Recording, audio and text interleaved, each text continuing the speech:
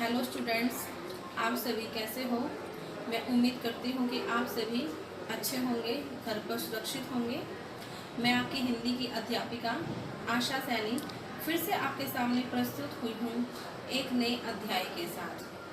11वीं कक्षा आरोह भाग 1 में सम्मिलित पाठ 5 गलता लोहा, जिसके लेखक हैं शेखर जोशी जी। इनका जन्म सन 1932 अल्मोड़ा उत्तरांचल में हुआ था। बच्चों, इस पाठ को समझाने से पहले मैं आपको यह बताना चाहती हूँ कि हमारे समाज में जातिगत विभिन्नता अत्यधिक मात्रा में पाई जाती थी। इस पाठ में मोहन नाम का पात्र उस मनोदशा तक पहुँच जाता है जब वह इस जातिगत विभिन्नता को ठुकरा देता है और अपने मित्र धनराम की दुकान पर जाकर उसके ऑफर में बैठ जाता है। तो इस पाठ के सबसे जो मुख्य पात्र है, एक बार उसके ऊपर हम चर्चा कर लेते हैं। वंशीधर के बेटे का नाम है मोहन। गंगाराम के बेटे का नाम है धनराम।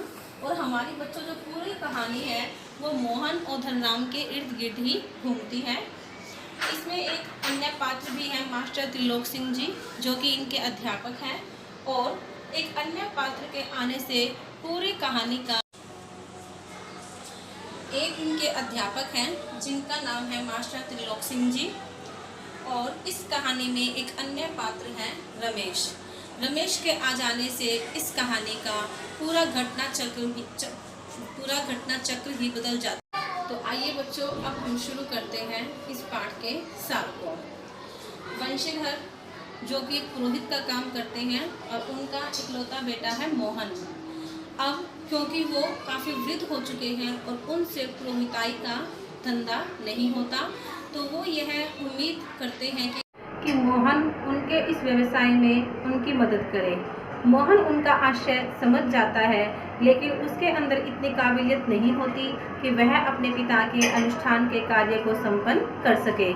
मोहन अपने हाथ में हंसुआ लेकर खेतों की ओर चल देता है और वहां अपने मित्र धनराम के आफन में जाकर बैठ जाता है।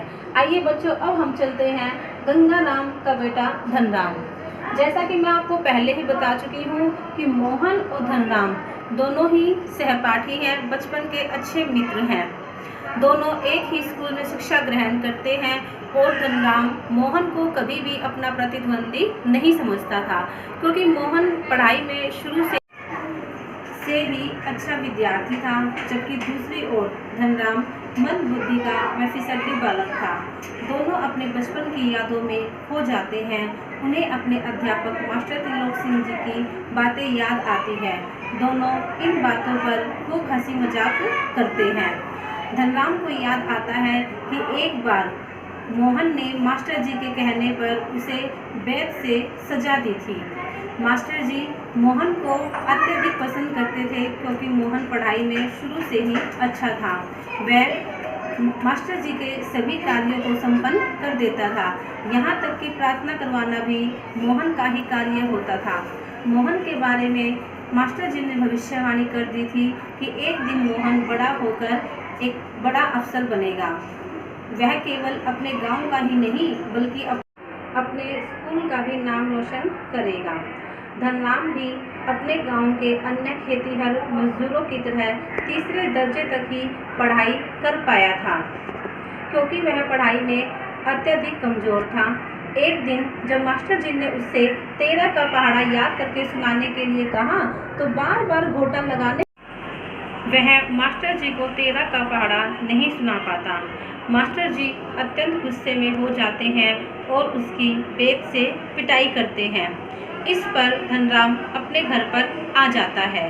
और एक बच्चों, इस कहानी में अब नया मोड़ आता है कि धनराम के जो पिता है गंगाराम, उनकी मृत्यु हो जाती है और धनराम को अपने पिता का आफर संभालना पड़ता है।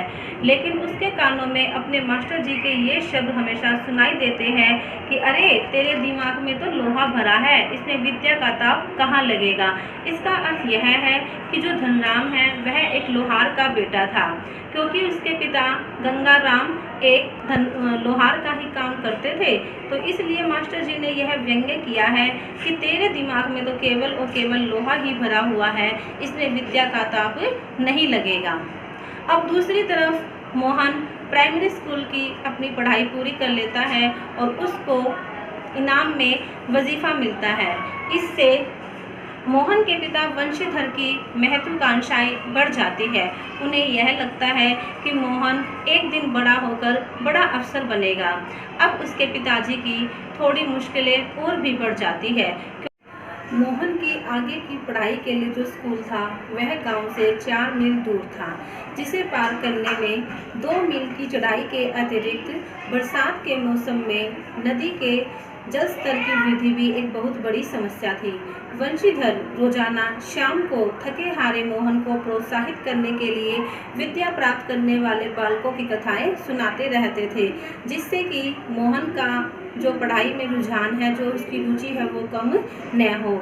वर्षा ऋतु में नदी पार करने की कठिनाई को देखते हुए वंशीधर ने मोहन को अपने एक यजमान यानी कि कथा कराने वाले के घर पर मोहन को रहने का प्रबंध करवा दिया था। उस घर के अन्य बच्चों की तरह मोहन भी घर से कुछ खा पी कर निकलता और छुट्टियों में जब नदी का जल स्तर घट जाता था तब वह अपने परिवार वालों से मिलने के लिए आता था। एक दिन क्या हुआ, नदी में बाढ़ आ गई थी और पानी का जो जल स्तर था वह काफ़ी बढ़ गया था। तो ऐसे में वंशीधर को मोहन की अत्यधिक चिंता होने लगी और इस घटना के बाद वंशीधर घबरा भी गए थे और वो मोहन को लेकर चिंतित रहने लगे। बच्चों, अब इस कहानी में एक नया मोड़ आता है।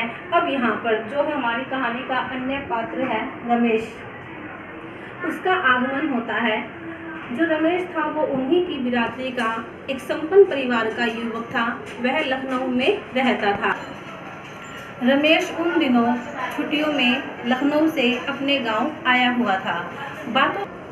वंशीधर बातों बातों में रमेश के सामने अपने बेटे मोहन की पढ़ाई की चिंता व्यक्त करते हैं। रमेश उन्हें भरोसा दिलाता है कि वह मोहन को उनके साथ लखनऊ भेज दे, वो उसे आगे की पढ़ाई करवाएंगे। वंशीधर को ऐसा प्रतीत होता है कि रमेश के रूप में उन्हें साक्षात भगवान मिल गया हो। लेकिन बच्चों, यहाँ पर अब वंशीधर की इच्छा के विपरीत होता है। वंशीधर ने मोहन को रमेश के साथ लखनऊ पढ़ने के लिए भेजा था ताकि उनका सपना पूरा हो जाए, लेकिन रमेश मोहन को आगे की पढ़ाई नहीं करवा पाता और उसे घर के कामकाज में ही लगा देता है। रमेश के घर में मोहन की हैसियत एक घरेलू नौकर से ज़्यादा नहीं थी। उसकी चाची भाभी उसे घर के सारे काम करवाती थी।